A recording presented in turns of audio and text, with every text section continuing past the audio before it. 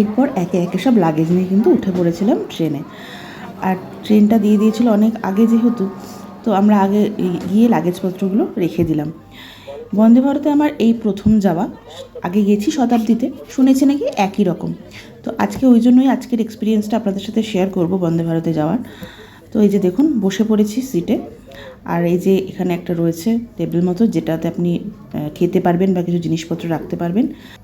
আর leg স্পেসটাও ছিল অনেকটাই বড়। বেশ লম্বা মানুষ হলেও কিন্তু এখানে পা রাখতে কোনো সেরকম অসুবিধা হবে না।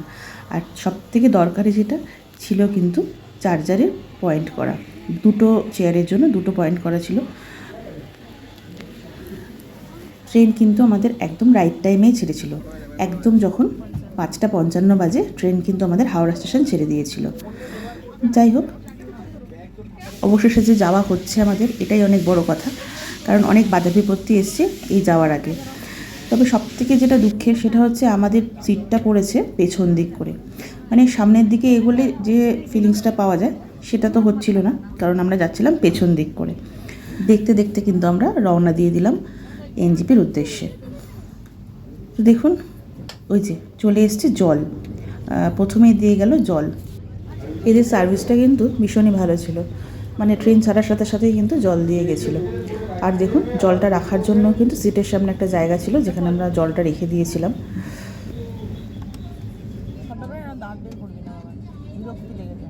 আর তার কিছুক্ষণই পরে দিয়ে গেল নিউজ পেপার। যে ইংলিশ নেবে ইংলিশ, যে বাংলা নেবে বাংলা, দুটোই ছিল ওদের কাছে। যারা যারা নেবে মনে করছিল নিয়েছিল। আমিও একটা বাংলা নিউজ পেপার নিয়েছিলাম বটে, তবে সেটা আর পড়া হয়নি, কারণ বাইরের এত সুন্দর দৃশ্য ছেড়ে কি আর ভালো লাগে কিছু। মানে একদিকে সবুজ শেষ হচ্ছে আর একদিকে নীল সাদা, মানে অসাধারণ কিন্তু লাগছিল দেখতে। শুধু একটাই দুঃখ যে আমার ট্রেনের সিটটা পড়েছিল পেছন দিক করে, যেটার জন্য খুবই অসুবিধা হচ্ছিল। তবুও যেন এদিকে তাকিয়ে তাকিয়েই পুরো জার্নিটা আরও সুন্দর হয়ে যাচ্ছিল। তার 15-20 মিনিট পর কিন্তু চা দিয়ে গেছিলো। 5:55 যেহেতু ট্রেন ছিল, মোটামুটি কারোরই সেরকমভাবে সকালবেলা উঠে কিছু খাওয়া হয় না। তো চাটার জন্য মনটা কেমন কেমন করছিলই। তো দিয়ে গেল দুটো ইউনিবিক বিস্কিটস আর চায়ের কিট, আর কিছুক্ষণ পরে কিন্তু গরম জল দিয়েছিল। তো আমরা নিজেরাই চাটা বানিয়ে নিচ্ছিলাম আর বিস্কিট দিয়ে জাস্ট খেয়ে নিলাম। আর তার সাথে সাথে কিছু ছবিও তুলে নিয়েছিলাম। টি ব্যাগ দিয়ে দিয়েছিল, আর একটা মিল্ক ছিল, আর সুগার ছিল। যে যেরকমভাবে প্রেফার করবে সে কিন্তু সেরকমভাবেই খেতে পারবে চাটা। বাইরেটা কিন্তু বেশ অসাধারণ সুন্দর লাগছিল দেখতে। একটা ভয় পাচ্ছিলাম, যদি খুব বৃষ্টি হয় তাহলে কি হবে, কারণ আমরা বেরোনোর আগের দিন কিন্তু বেশ বৃষ্টিই হয়েছে বাড়ি। দেখুন কি সুন্দর লাগছে, অপূর্ব সুন্দর লাগছে দেখতে।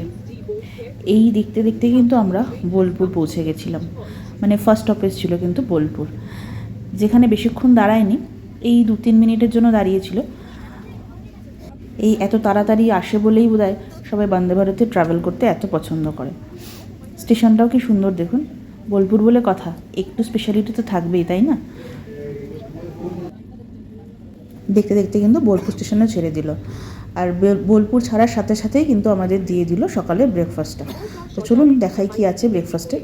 এখানে দিয়ে দিয়েছে দুটো ব্রেড, বাটার, ছিল একটা জ্যাম, একটা টমেটো কেচাপ, ছোটো ছোটো দুটো পাউচে নুন আর গোলমরিচও ছিল। আর এদিকে দিয়ে দিয়েছিল একটা অমলেট, আর কিছু ফ্রেঞ্চ ফ্রাই, আর গাজর আর মটরশুঁটি সেদ্ধ। আর তার সাথে একটা লোটে চকোপাইয়ের প্যাকেটও ছিল, যেটা আর আমরা খাইনি, ট্রেনে রেখে দিয়েছিলাম। পরে খিদে পেলে বাচ্চাগুলো খাবে এই জন্যই। তো আমি একটা পাউরুটিতে ব্রেড আর একটা পাউরুটিতে জ্যাম মাখিয়ে কিন্তু খেয়ে নিলাম। মানে সকালের ব্রেকফাস্টের জন্য এটা কিন্তু যথেষ্ট। এই যে দেখুন, স্পুনটা ওরাই দিয়ে দিয়েছিল।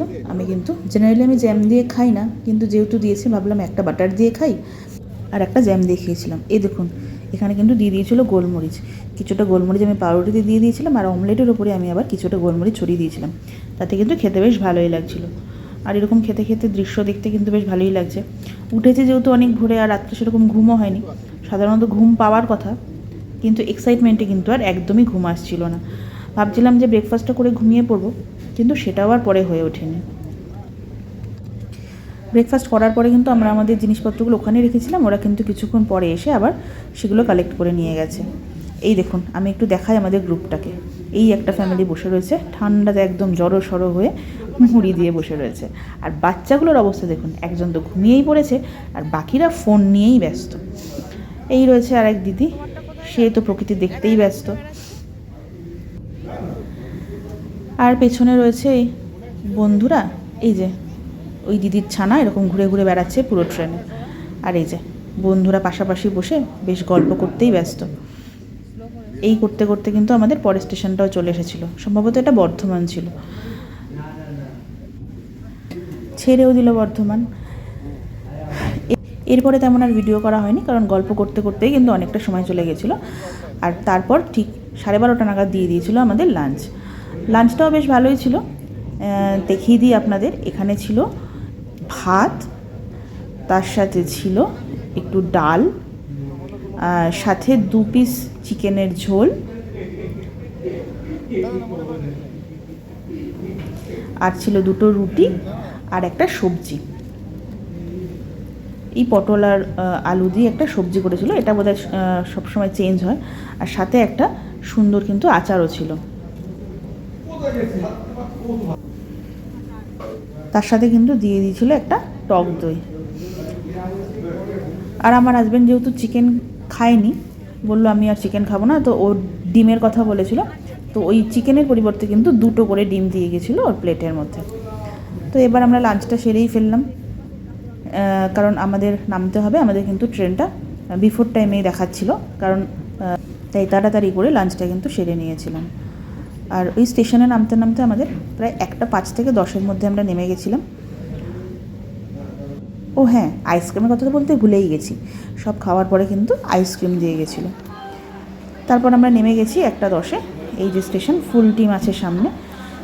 চলেছি আমরা এবারে গাড়ির উদ্দেশ্যে। আমাদের গাড়ি আগে থেকে বলাই ছিল, যেহেতু আমরা টোটাল 13 জন ছিলাম, তো তার জন্য 2খানা গাড়ি বলা হয়েছিল।